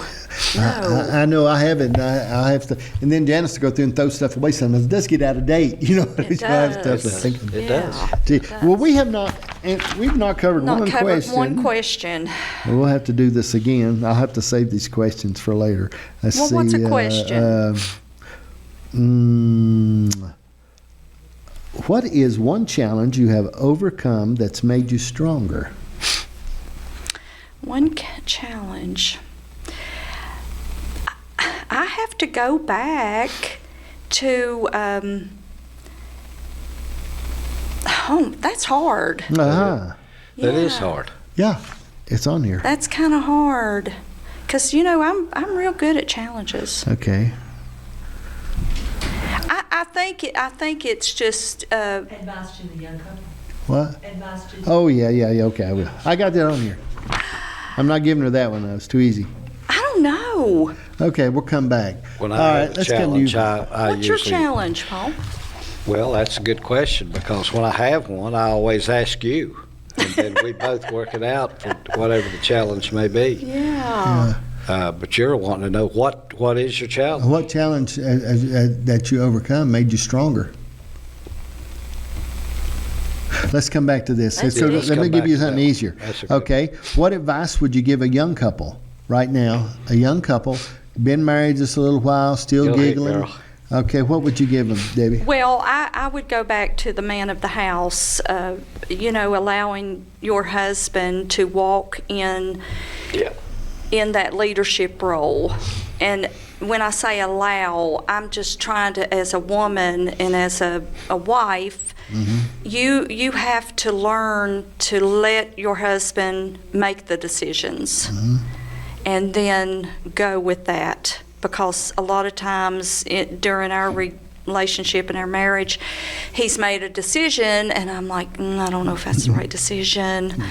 But you need to step back and just let it unfold. And if it's the right decision, praise God. And if it's the wrong decision, I think God's going to take care of it anyway. Yeah. So I think it would be that, just to learn how to let him take the lead in prayer and now we can look at this and say, submit, the women submit. That does say that in the Bible. But I think people look at the word submit and they get really tore up about it because it's like, well, I'm going to do what I want to do. I'm not going to submit. But that's not what God was talking about. I think, we need to submit and be still. Be still. And now you have to, we're talking about a godly man here. Right. Yeah. Because So you think that's where it turns out, though, a woman needs to be sure. We can talk about women raising children by themselves. Well, one of the things, I had to share this with some high school kids the other day when the first thing they started asking me, I'm eating in the cafeteria, and they say, what about relationships? They start asking me all these questions, but it's better to be with nobody than it is to be with the wrong person. You can set your life in motion Absolutely. for catastrophe, okay, because you'll be led by the flesh and end up with the wrong person. Right. And I know that there's women out there that have hard times that get into a position, and because of even coming out of the family life maybe they come out of, okay, that they're needing somebody to take care of them, and there's some old boy to come along. But I think the biggest thing is don't be in denial in a relationship, okay? Right. If they're a hateful gut before you marry them, they're going to be a hateful gut after you marry them. Absolutely. And so many women think they can change them. My daddy said a woman marries a man always sure she can change him, and a man marries a woman always sure she'll never change. Really? Yeah, and if you think about it, Yeah. they do change, Right. but he probably don't. Right. Okay, and I think hateful little girls make hateful old women. Okay, it's just the way it works. And Jesus loves them all. I got all that. I got that figured out. But I mean, I would say that a happy couple that's been married so many years, they never hold nothing, never hide nothing from your wife. Communicate in detail 100%. And that's what we do. We communicate, and then it goes on to when you have kids and stuff. And we raised all of our kids around the dinner table of the evening, and communication. They'd come home, how'd your school go, and they'd talk to you. And they wouldn't hide nothing from us, and we wouldn't hide nothing from them. And it was just an open concept of communication. And that's how things work. I don't know if you can grow up till you have children. Well, okay, you know what I mean? I've got friends and had family that never really had children, and it's hard, okay, because there's some hard things that you can't explain to people that you got kids. It's hard, man. And I mean, you can get older and mature and things, but there's some things you go through when you have kids that you're thinking, what in the world? You know what I mean? That will shape you and mold you, and you're thinking, my Lord, because that's the dearest thing to your heart. And it's tough. My dad, when I was younger, I kind of came home real late, and he was very upset with me. He was actually on the porch waiting on me. And you know what he said to me?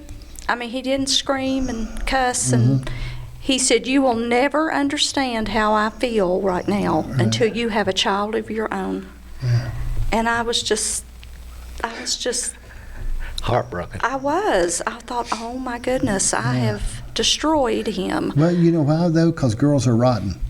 Okay, girls will sneak and lie, and there's a chemical imbalance that God puts in you. I know this. I can show you Bible. I've got Bible. Okay, God puts this in you. Wait a minute. Where's Janice? I need Janice. He puts it in you that we can trick you. All right. Now Eve was tricked. Yeah. Adam knew what he was doing. He was rebellious. We're naturally rebellious. Because what happens is there's this thing that God puts in you guys that early on we can trick you, tell you up is down, down is up. You know, oh, it is. And you just giggle and we talk about it, and little old spice makes everything, you just think, boy, but that's in you, so we can do that. And I watched my girls, and they would fib, you know. And I'd come home one time, my youngest daughter, and I said, "Have you been anywhere?" "No, Daddy." You know, I haven't been. And I can't even lay my hand on the hood of the car. It's so hot. Okay? And then they were supposed to vacuum the floor. They would run the vacuum cleaner across the floor to make the marks on it. All they had to do was turn it on. And Colson told me, he said, I don't know why we didn't just turn it on and vacuum at the same time. We would just run the vacuum cleaner to put the marks like we vacuum. But what it is girls will absolutely. I'll give you a perfect example. I had a good friend of mine who's a great man of God. Had a real nice little daughter. One time we was talking, and he was giving me the big dad story. Okay, I'll tell you what, he said, when a boy comes to this house, he said, I'll do this and I'll do that. So I just started dying laughing because I had years of experience on him. I said, listen, man, let me tell you something. That little girl that you're talking about will climb out her window at midnight in a snowstorm to meet a boy. Okay? And it did happen. But I told him, I said, because I said it's not their fault. There's that chemical that's in there, and God done it so we could get you. And then later on you start getting smarter, and you start saying, "Hey, Paul," and you start asking him all these questions and start talking to him about stuff because the chemical goes away. The chemical. That's just what I. Well, I've lost all train of thought here of what we were talking about. Raising children. Raising children.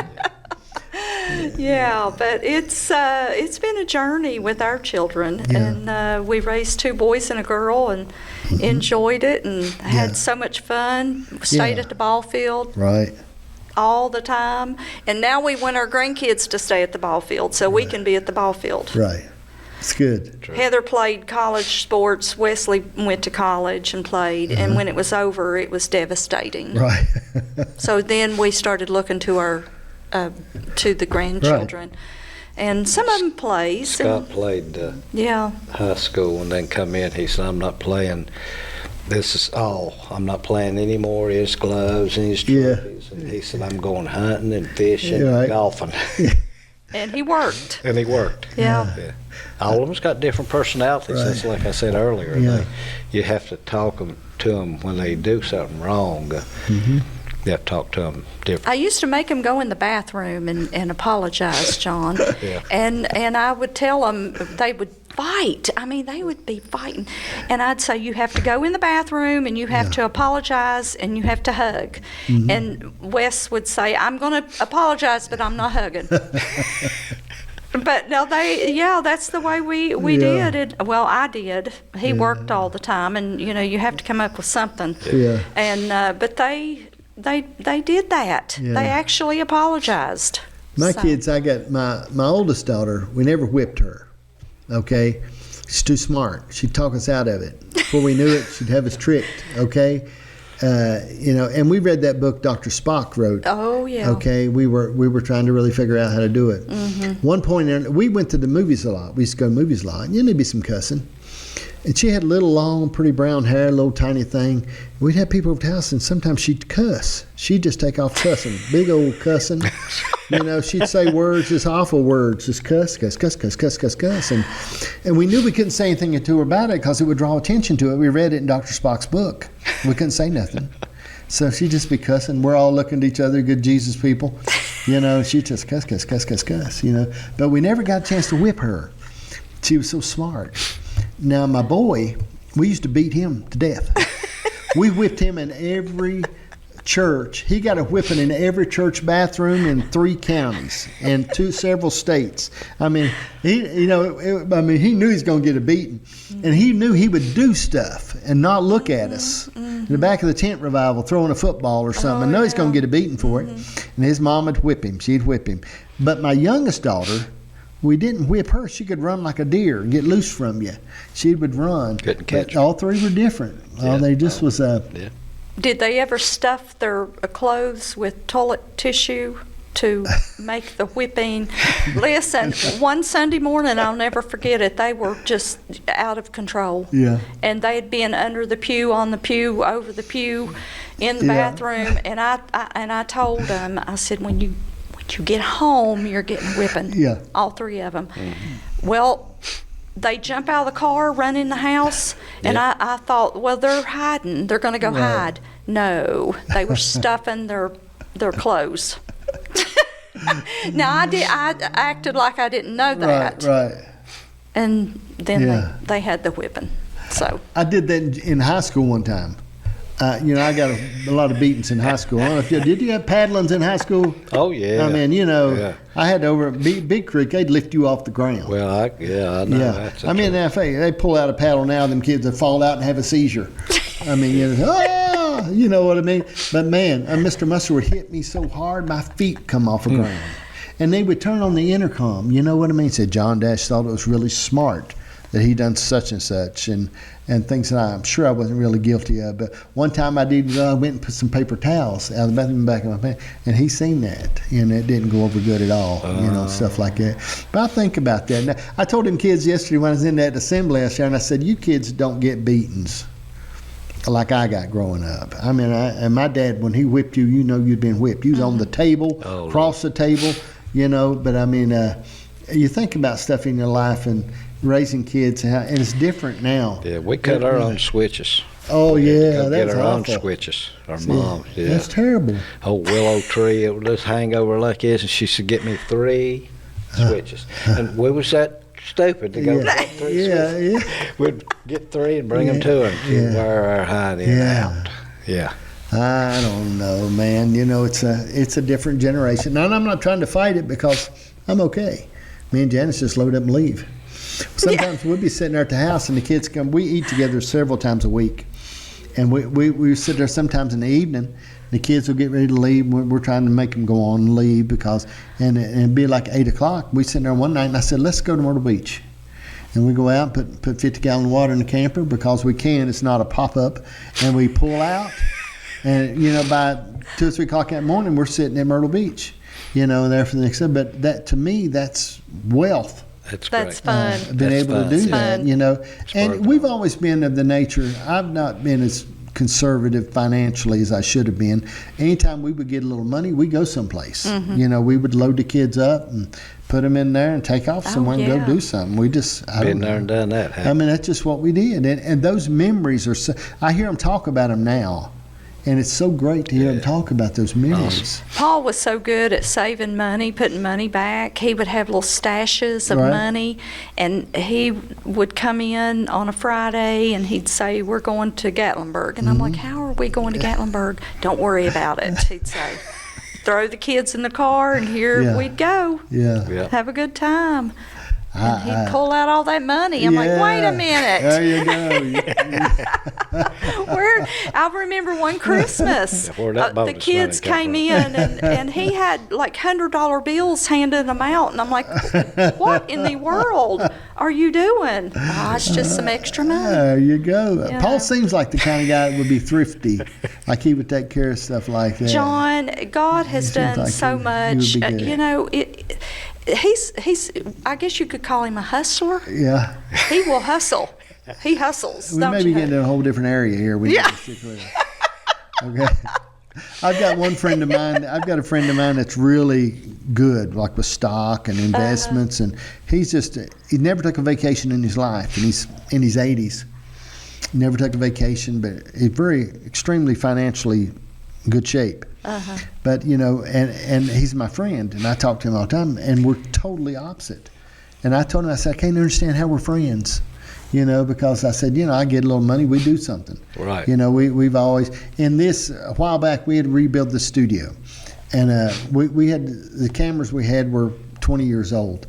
And I said, we've got to upgrade this. It's been probably a couple months ago. So I went on, got one of them Amazon 0% interest cards. And I told Janice, I said, we got to buy everything we need, and we'll pay it off. And we got a year to pay it off with 0% interest. You know, and I said, let's get it, you know. So we went all HD and 4K with everything, and it's just been but I mean, you know, sometimes, but you need to get a motorhome. If you get a motorhome, we'll start fellowshipping We can with you a little hang bit. out. We'll hang We can out, hang we'll go some out. places together, we'll load up, we'll go out west. Okay, we'll go out west together. Sounds We'll good. do some stuff, man. We'll just take off. We Yeah. don't care, man. And I'll have to come up with some money. Yeah. Oh, there you go with that money With again. the stash. There you go, yeah, hustling. Yeah, hustling. Okay, now listen. Janice said we've covered enough questions, and you know. Oh, here's a good one. What do you do? What do you really enjoy, Debbie, about this stage of life? What are some things that you really enjoy? What do you enjoy? Well, like I said, I love to work, and I love to work around the house, and I love to just do what we want to do. I think that's it. Do Well, what we want to do. That's, you know, it's like you, whenever you want to go somewhere, you just up and go. Or, But where I'm retired, if whatever we want to do, we do it. Right.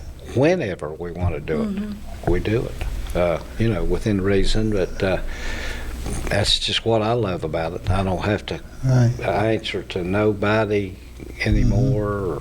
It's there. Yeah. I go. But Paul, don't you know? But I know wealthy people that can't do that. Okay, I know people that are extremely wealthy that don't have any freedom. Now they can do some. They might take a 2-week cruise, but then they're back at the grind. Yeah. Okay, grind, and I wonder sometimes. See, I've studied and thought about it. To me, true wealth is freedom.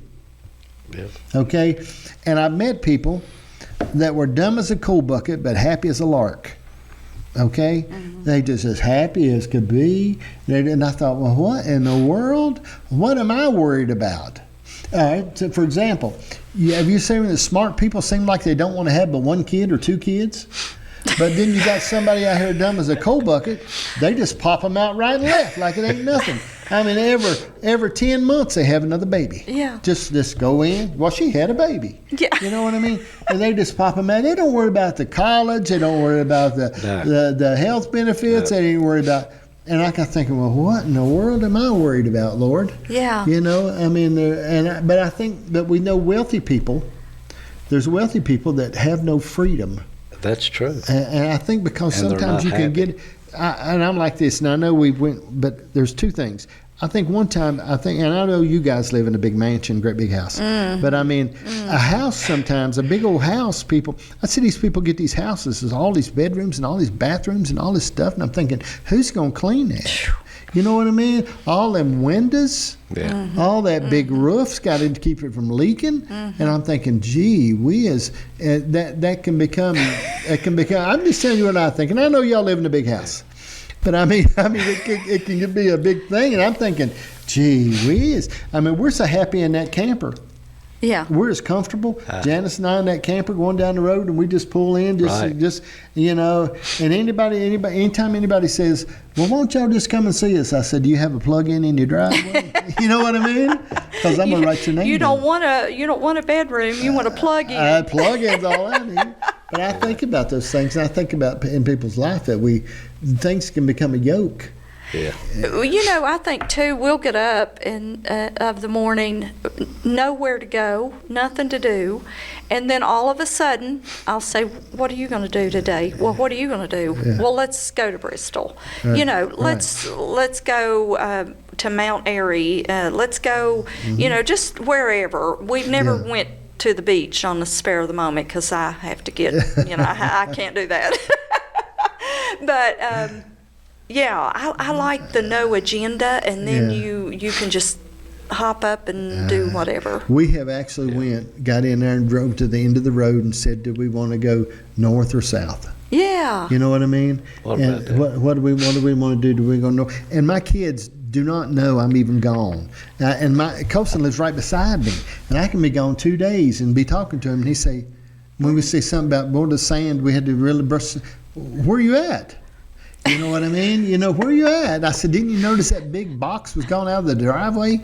And but I mean, it just. So you don't check in? No. No. They follow me though on the Yeah. Life 360 now. they 360 They got thing. that 360. They follow me. My mom That's follows me fun. all around. She wants where I'm at. She'll follow me. Now, does your mom go a lot? And she used to go more. She can now, but she don't like to go places like she. And I tried to get her to go. She turned down every trip to the beach. She don't want to, but she's content. Likes to be And home. she likes it in the house. She Where's lives she in the live same at? over War. Okay. She lives in the same house. She's been there all of her life. Yeah. Except maybe 6 months, and it burnt down. They rebuilt it. She's lived there all of her life. And I had her place over here when Dad passed away. That I had her place, and she didn't want. I said, well, because she's got people there that watch her and take care of her, and they That go to was the store home, for her. They go to the yeah. post office for her. There's friends that she's had, and she says, I'm just as content. I've took her with me to Norway. I've took her places, you know, wow. But she says, I've done all those things. I'm just fine now. Yeah. You know, so she's all right. I'm all right. Well, that's okay. I'm gonna have to tell Harvey about her and have him come. He over and asked. see her. She asked about him when I told you I was coming in. She asked right about him. She did. And I remember him. And the work suit. He worked on With every the name? TV and Yeah. whatever all over the county and this county, that county. Yeah, It's pretty good, wasn't it? he done it Pretty all. good. Well, I appreciate y'all coming in. I really All do. right. I know. I told you it would be no trouble. Yeah, I well, didn't ask any really embarrassing thing. I had some things I could have asked, but the flower thing, I'm not kidding about. You did really. I You should- made out good, You didn't should I? repent. They were beautiful.